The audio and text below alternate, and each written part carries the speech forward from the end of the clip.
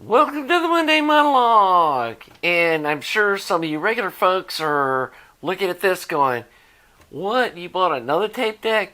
Yeah, I bought another tape deck. We're going to be doing a two-part series on doing the repair rebuild on this one, and it was actually a pretty easy fix. It had a broken belt and just needed kind of a lubrication. We call it a CLA in the camera business, the clean, lubricate, and adjust, and yeah, that's what we did to it. I'm still waiting to get like the frequency test tapes, the official ones, so that I can really dial these things in, especially these Pro decks that have all these EQ adjustments and all that kind of stuff. But yeah, it sounds really good. And this is a 2-track deck, stereo. It runs the tape through one direction and uses half the tape for each track instead of the 4-track decks that or more consumer oriented. This is a more like studio type deck. And that's what all these high-end new tapes that are coming out, they're all made for these 2-track decks. Not this one, but the bigger 10-inch ones. And my Tascam 38 has got some issues. I don't know, it just doesn't sound good.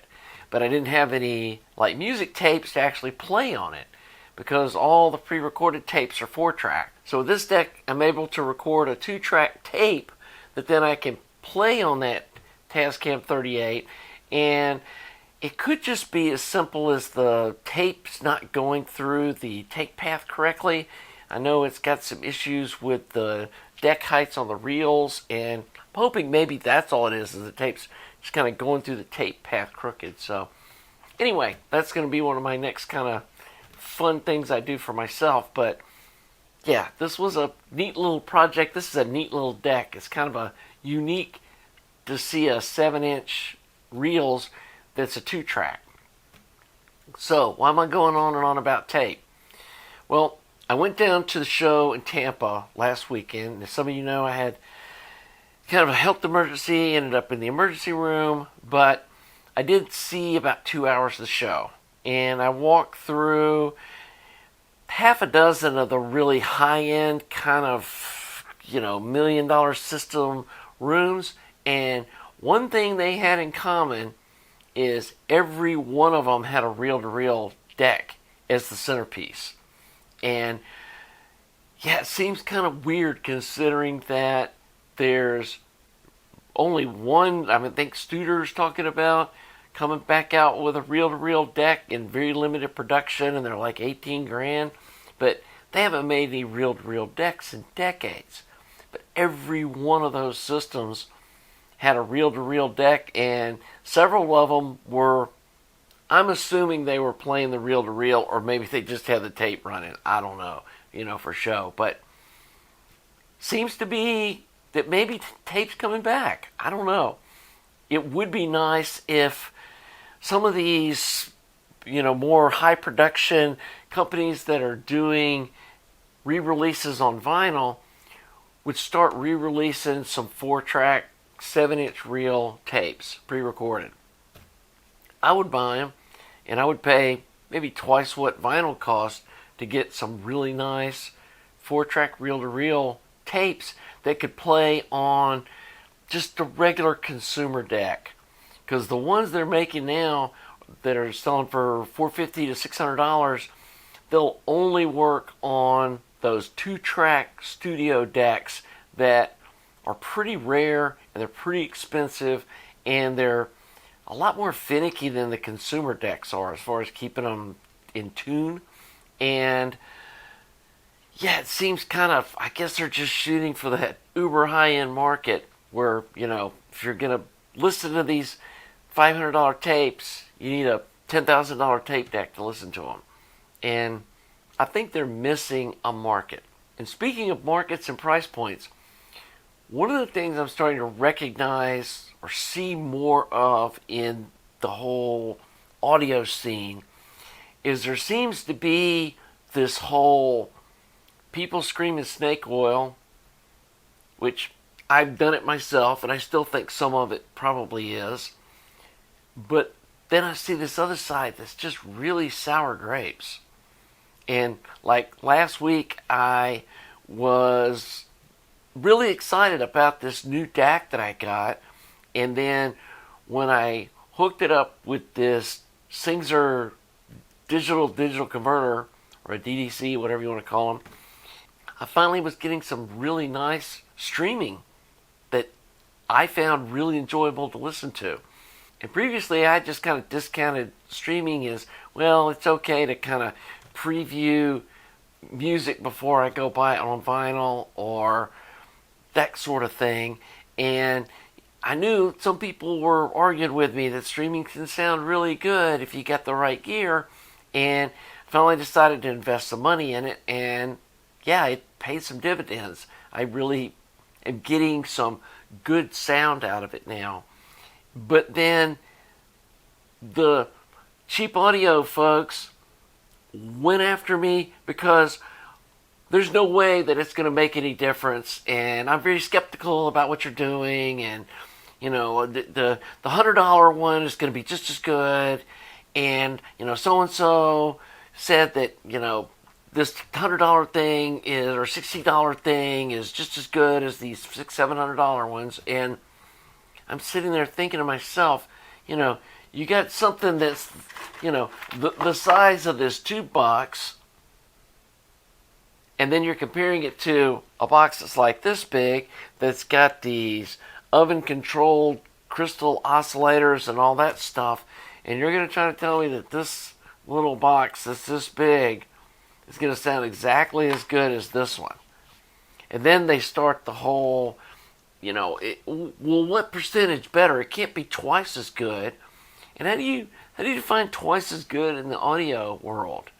I mean, if that's all we're doing in this hobby, let's all go buy a angel horn turntable, and that's as good as it gets. You don't need anything better than that.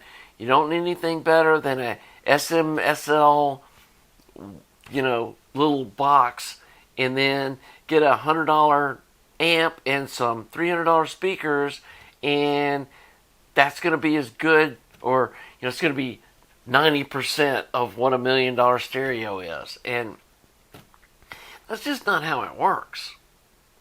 And you can't define what sounds twice as good or half as good, or you know, all I can define is whether it's enjoyable for me to listen to. And kind of sadly, the nicer the equipment that I've listened to and gotten used to listening to, the cheaper stuff just doesn't do it for me anymore. And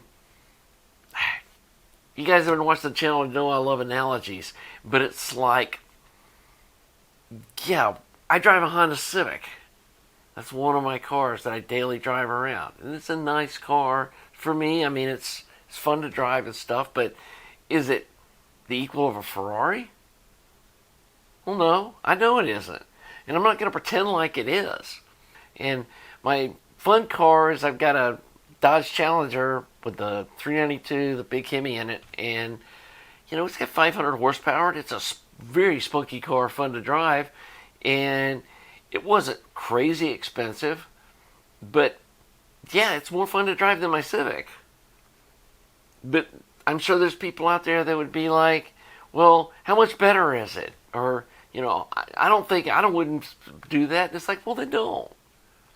You know, I don't know. I guess, like I'm saying, I'm starting to see this whole sour grapes thing with a lot of audiophiles that, you know, and there's, if you don't have the money to buy this stuff, or you've got other things in life that you're spending your money on, you're going on vacations, or you're doing, you got other hobbies, or you got kids that you got to put through college, or whatever, yeah, don't like not send your kids to college so you can buy some fancy tape deck, or you can buy some high-end DAC or whatever. This is supposed to be a fun hobby. We shouldn't be beating each other up about who's spending money on what. And I need to really probably temper some of my feelings, because I think I've been doing that myself. That I've been kind of, you know, why would somebody spend $27,000 for a tone arm? And instead of going, Well, that's really cool that you've got that. And I bet it sounds awesome. And why do we want to like make somebody feel bad because they bought something that we don't want to afford or can't afford? And that's just the way life is. So we need to lighten up, people, including me. And again, if somebody wants to spend 10 grand on some speakers, cool. I'm glad they're enjoying them. And that's what this is supposed to be about. That's what hobbies are supposed to be about, is for you to enjoy them. I mean, same thing with the camera. I mean, I'm sure people come over and look at my camera collection and just go, oh my God, why? And yeah, you don't have to understand it. If it makes me happy, you should be happy. So, there's my rant for this week. Let's stop being sour grape foxes and be happy for other people, for them enjoying stuff. And I'm going to keep reviewing stuff that I think is fun and good quality. And if you're skeptical about what I'm saying, I don't feel like I'm pushing any of this stuff either. And yeah, sometimes I put affiliate links in my description because I'm like, hey, if you're going to go out and buy it anyway, it's a way to help the channel without you having to, spend any money. But if you think I'm trying to push stuff, don't use my affiliate link. You can click on it and look at the product and then log out or close the browser and then go back and find it yourself and buy it like that. I don't care. I'm not trying to do this to make a bunch of money. And I know most of y'all realize that. And then my last little rant is, well, it's a twofold kind of thing. One thing I saw the other day was a AI audio review channel. And I know you guys have been seeing these AI video, where there's nobody in front of the camera and it's the same generic kind of voice, and they are tossing up images that sometimes don't have anything to do with what they're talking about. But this AI bot that was creating this video, the title of it was, "How Can You Trust Your Audio Reviewer?" And this is an AI bot bashing audio reviewers when this thing can't even listen to a stereo. And I was just like, wow, that's crazy. But the other thing that, and I really have to watch myself and throttle myself from trying to do this, is create content based on what gets the most views. And I don't want to be one of those YouTubers that does that. And like I've told you guys before, like these build videos, and like I can promise you, the repair video on this tape deck is probably going to get a third of the views that even this Monday video will get. And it takes a whole lot more work to do this than it does just sitting down in front of the camera for, 20 minutes and then editing it for 20 minutes and then watching the video again and uploading it. But it takes about an hour and a half to do these Monday monologues. But it takes all day to make a video doing one of these repair things.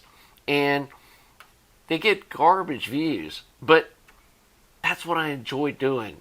And like, I was looking for a video on how to replace the belt in this tape deck. And there's not one on YouTube. And well, there is one, and the guy has the front cover off of it, and he points down to where the belt is. He goes, "There's the new belt." And it's like a 45-second video. It's like, yeah, that really helped. So I try to provide some instructional content, and I know some people kind of take it to the next level and think that, I need to custom make them a bomb. And somebody emailed me. It's like, I need you to sit down and run through all the part numbers in the bomb for this amp and give me current price list of what it's going to cost me to do this. And I was like, what? You go do it.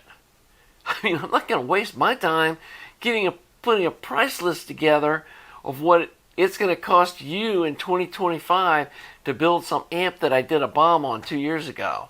It's like, yeah, that's not happening. But anyway, I do want to let you guys know, though, that I am going to keep doing these kind of instructional videos and learning videos, and even if they don't get a lot of views, it is what it is. And I've seen some of my favorite channels like start talking about politics, and then they're like, wow, I got a ton of views talking about that, so I'm going to start talking about politics. And it's like, yeah, but you used to be a cool electronics channel, and now you're chasing views. And I don't want to do that. I want to stick to what I have been doing, and things have changed a little bit. I do review more different kind of stuff than I used to, which that's fun too. And it's helped me kind of navigate like this whole digital world and that sort of stuff. So hope y'all enjoyed some of that too. Anyway, I am feeling a little better. I've got a doctor's appointment next week, and so hopefully I can kind of get to the bottom of what's going on with my health. And yeah, when you don't feel good, it's hard to get up and make videos, but I'm trying to keep at least a little bit of content going. And again, it was fun doing this tape deck, and I feel like it's also going to be a good kind of tool for fixing my big Tascam 32, which was kind of the whole purpose of getting into that. So that's going to be fun. So anyway, hope you're enjoying the content. If you are, please subscribe. Please like the video. Thanks to all you Patreon supporters. Thanks for, I think I have 15 people that have joined the channel, and it's like $5 a month, and you do get to see the videos as soon as I upload them. And I'm not gating any content, but you do get, you might see a video 2 or 3 days sometimes before the other folks do, because I do kind of try to space them out. And I may do a little bit of content that's not audio related, that's more about me personally, or, you know, some of the fun stuff, some history, you know, reminiscing about things and who knows what. So anyway, if you think you might enjoy that, join the channel. And otherwise, we will see you next week for the Monday Monologue.